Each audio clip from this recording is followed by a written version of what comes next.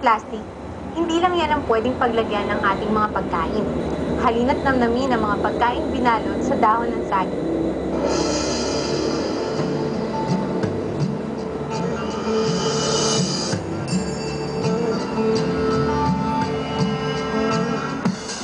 Lunchbox, plastic containers, o kaya styrofoam. Yan ang madalas nakikita sa takeout counters. Kilala na natin ang mga ito bilang modernong baunan nating mga Pinoy. Dito natin inilalagay ang ating kinakain, sa school man o office. Sa modernong panahon natin ngayon, uso pa rin naman kasi ang pagbabaon para makatipid sa gasto sa pagkain at iba pang pang-araw-araw na gawain. Ngunit alam niyo bang bukod sa lunchboxes at styrofoam, ay may sinauna na tayong paraan ng pagbabaon ng pagkain? Ito ay sa pamamagitan ng dahon ng saging. At ang tawag sa ganitong klaseng pagkain ay binalot. Ang binalot ay simpleng paghahanda ng pagkain Pinoy sa dahon ng saging. May kanin at ulam na, may matching kamatis at itlog na maalat pa. Maaari itong kainin sa pamamagitan ng mga kubyertos. At para mas masarap, kumain ng nakakamay.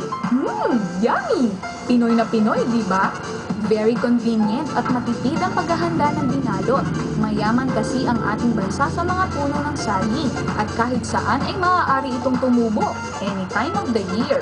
Bukod dito, environment friendly din ang dahon ng saging. Hindi na problema ang tambak na basura dahil biodegradable ang pambalot na ito. Hindi lang yan, nakakadagdag din ang aroma ng banana leaves upang lalo tayong ganahan sa ating pagkain. Simple lamang ang paraan ng paghahanda ng binalot. Una, disinfect. Kailangang ibabad muna sa tubig na may disinfectant ang banana leaves. Tapos ay paiinitin ng dahon. Lastly, ilalagay na ang pagkain at ibabalot. Una munang ilalagay ang kanin. Tapos, isusunod ang ulam na parang toppings. Then, add the itlog na maalat and kamatis. Siguraduhin secured ang lahat bago itupi ang dahon. At presto, meron ka ng binalot meal. Ano-ano naman kaya ang karaniwang ulam na pwede natin gawing binalot?